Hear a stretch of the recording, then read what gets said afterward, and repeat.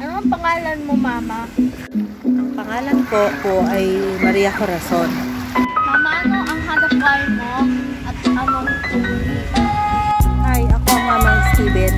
Bali, ang trabaho ko is private employee dito sa isang opisina sa Ortigas, Pasig City. Nakakatulong yung hanap buhay mo. Paano nakakatulong sa pamilya natin?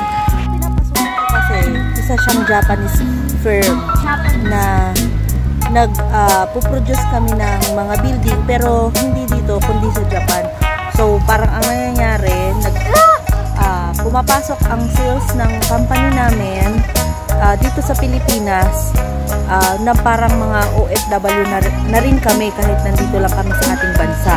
So ayun, nagdadagdag kami ng income sa ating syudad, sa ating bansa. Ano nakakatulong yung hanap buhay mo sa lalawigan natin?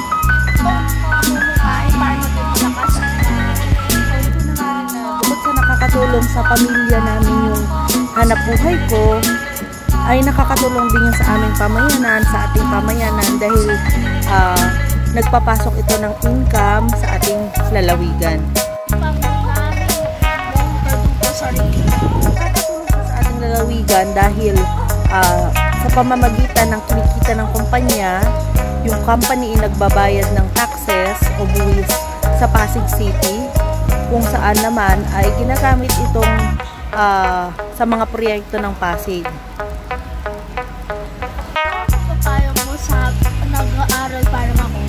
Payo ko sa mga estudyante na katulad ni Steven is mag-aral ng mabuti para paglaki nila, magkaroon sila ng trabaho na yung gusto nila at saka yung mag-enjoy talaga sila. Yun lang, thank you! Performance sa Araling Palipunan. Ako po si Steven George Federal.